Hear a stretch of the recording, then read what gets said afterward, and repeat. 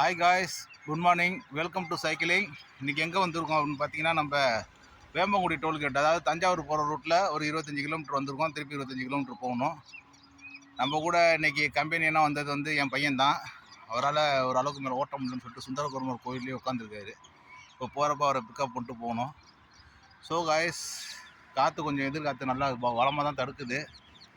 அதுலேயும் போஸ்ட் பண்ணி ஓட்டிகிட்டு வரப்போ கொஞ்சம் நல்லா தான் இருக்குது. இப்போ திருப்பி போகிறப்ப காற்று இல்லை, ரிட்டன் நல்லா சல்லுன்னு போயிடலான்னு நினைக்கிறேன். இப்போ வந்ததோட இன்னும் கொஞ்சம் வேகமாகவே போயிடலாம். அதான் எப்பயும் சொல்கிற மாதிரி தான், டெய்லி சைக்கிள் ஓட்டுங்க, உடம்ப ஃபிட்டாக வச்சுக்கோங்க. இல்லை ஏதாவது ஒரு எக்ஸசைஸ் பண்ணுங்கள், வாக்கிங் போங்க, ரன்னிங் போங்க, ஜாக்கிங், இல்லை ஜிம்முக்கு போங்க. ஏதாவது ஒரு எக்ஸசைஸ் பண்ணுங்கள். உடம்பு அப்படியே வச்சுருந்தோம்னா ரொம்ப லூஸ் ஆகிடும்.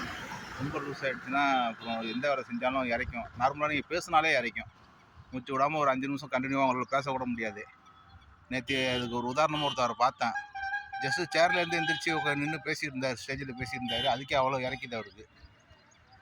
நீங்கள் டெய்லி ஒரு எக்ஸசைஸ் பண்ணிட்டு இருந்தீங்கன்னா ஒரு மூச்சு பயிற்சியாவது பண்ணுங்கள். ஆஃப்டர் ஆல் யோகாவில் ஒரு மூச்சு பயிற்சியாவது பண்ணுங்கள். அப்போ தான் ஃப்ளூயண்ட்டாக உங்களால் பேசவாது முடியும். ஓகே காய்ஸ், வேறு ஒன்றும் இல்லை. டெய்லி நிறையா தண்ணி குடிங்க. பாய் காய்ஸ், அடுத்த வீடியோவில் பார்ப்போம்.